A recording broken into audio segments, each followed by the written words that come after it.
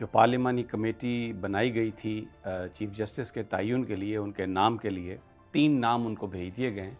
ज़ाहिर है वो 3 सीनियर मोस्ट जज हैं, लेकिन पीटीआई ने इसका बायकॉट किया, जो कि बड़ा दुरुस्त फैसला था।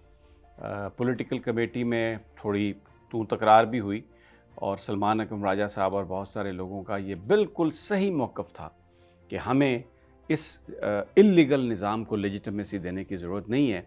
और ऐसे मौके पर कि जब कि इलेक्शन कमीशन सुप्रीम कोर्ट के अहकामात के बावजूद पीटीआई को सीट्स नहीं दे रहा और स्पीकर जो हैं बार बार ख़त लिख रहे हैं इलेक्शन कमीशन को कि जनाब ये सीट्स पीपल्स पार्टी और नून लीग को मिलनी चाहिए, तो ऐसी हुकूमत से और ऐसी पार्लिमान से क्या आपको तवक्को हो सकती है, जहाँ पर पहले ही उन्होंने एक 2 नंबरी करके तो अपने लिए 12 में से 8 मेंबरान उन्होंने अपने बना लिए हैं हुकूमती इत्तेहाद के।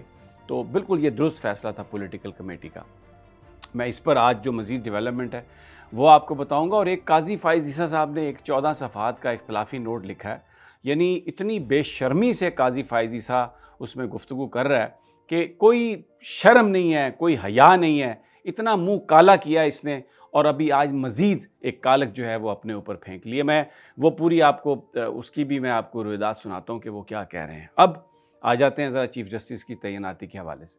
इत्तलात हैं कि 3 सीनियर मोस्ट जजेस की कल सुप्रीम कोर्ट में आपस में मुलाकात भी हुई और उन्होंने आइंदा की स्ट्रेटजी भी तय कर ली है। इट इज़ वेरी लाइकली कि अगर याहिया अफरीदी साहब का नाम आएगा तो शायद वो इससे इनकार कर दें, और उसके बाद फिर मुनीब और मंसूर साहब, तो इनमें से डेफिनेटली लगता ये है कि मंसूर साहब का नोटिफिकेशन हो जाएगा।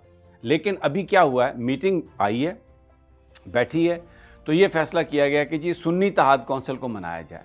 यानी जो 4 मेंबर रखे गए हैं अपोजिशन के, उनमें से एक तो कामरान मुर्तज़ा साहब हैं JUIF के, और बाकी 3 जो हैं उनको सुन्नी इत्तेहाद कौंसिल का बना के पेश किया गया, जो कि क्लियर वायलेशन है सुप्रीम कोर्ट ऑफ पाकिस्तान के फैसले की। और ये वही चीज़ है जो काजी फ़ाइज़ ईसा ने इस हुकूमत के साथ मिलकर की और पीटीआई को बल्ले से बल्ले जो इंतखाबी निशान था उससे महरूम किया।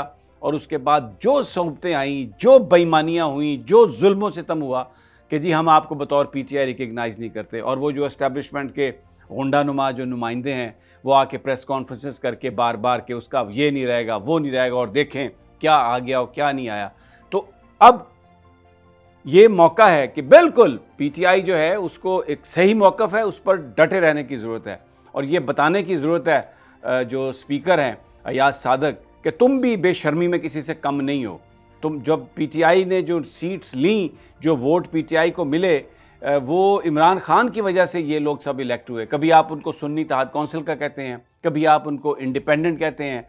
तो ये अपना जो अब इनका जाना शुरू हो चुका, ये अब नहीं ठहर सकते, क्योंकि इस निज़ाम का गारंटर काजी फ़ाइज़ ईसा साहब अपने चैम्बर तक मुक़य्यद हो गया। 2 दिन के बाद वो उसका वहाँ से जो उसकी रुखसती होगी, जैसे भी होगी आपको पता है। और फिर उसके बाद ये खबरें हैं कि मियाँ नवाज शरीफ भी जा रहे हैं लंदन, रास्ते में वो दुबई में रुकेंगे।